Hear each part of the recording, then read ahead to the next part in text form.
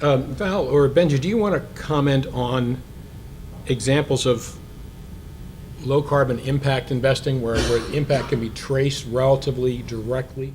So we've talked about, for example, one of the green bonds is a Toyota bond, which was refinancing Prius receivables. A fairly second order impact in the global economy. Very good for Toyota, but not necessarily making a big difference on the ground. But can you think of examples either of investments you've made or others that you see in the pipeline or that interest you as potential future investments where the impact can be quantified in a relatively direct way, so that folks who make that investment decision know that they're getting a return not just financially but environmentally as well? Well, I can answer that both from the perspective of a financer of large renewable energy projects, as well as from looking at what investors may be able to participate in the future. I think from our standpoint, for example, when we were looking at what business activities that we engaged with our clients on that we could count toward our previous $50 billion climate finance goal. The really large utility scale project finance projects that we did in partnership with our clients were the ones where the benefits were the clearest. You could quantify greenhouse gas reductions, you could quantify green jobs, you could quantify economic impact to the communities. We last year did the largest project finance bond for renewable energy, so sort of same thing. I think, looking at, if you're looking for the clearest, most quantifiable impacts, then you may be looking at the pure play stuff and not at the corporate issuances of green bonds like the one you mentioned, although I think with a little bit of engagement, you can feel quite comfortable with the impacts that are coming from those as well. But again, I'll go back to the energy efficiency securitization, the creation of energy efficiency as an asset. We have supported our clients to finance energy efficiency improvements in about 6,700 homes around the United States so far. So these are, individual homeowners seeing a reduction in their utility bills, seeing, improvements in the value of their home, perhaps.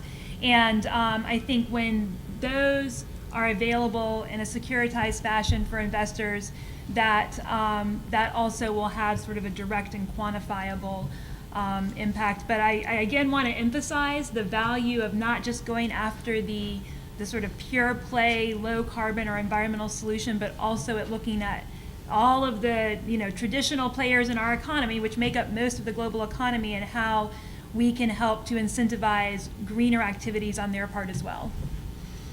Yeah, I definitely agree with the last point that Val said. In terms of kind of different issuances that are available, one of the high impact things, we talk about Solar City, obviously that was one where they mentioned at the end of that deal that this helped to lower their cost of funding, and so generally lowering their cost of funding helps to, so they can make cheaper lease contracts for everyone else, which is a positive thing. I think another interesting one occurred in October, where the state of Hawaii, or the Hawaii State Department of Business, they came out with a green bond, which was kind of an odd mix between a municipal bond and also an asset-backed security bond, where it had sinking, where it was actually sinking and you had a factor on it, so it was kind of an odd mix between the two. But it was a really cool issuance that occurred. So it was a $150 million deal, and obviously the state of Hawaii was up there earlier showing that they have high energy costs and lots of sun, so that's a real big positive thing. So it was part of this, what they call the GEMS program, the Green Energy Market Securitization.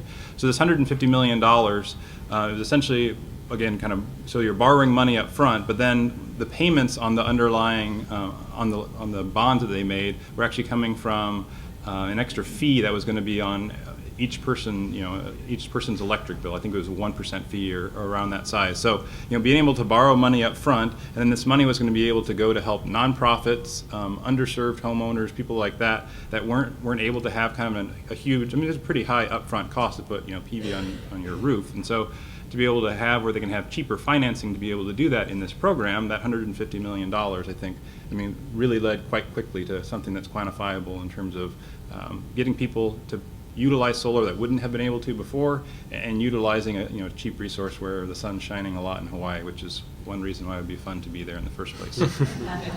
So one of the things, of course, we talked before on the private equity side, these kinds of investments, particularly when they relate to project finance, can be quite easy to track. And their impacts can be, they haven't historically been very well tracked, but they can be, and increasingly they are being now.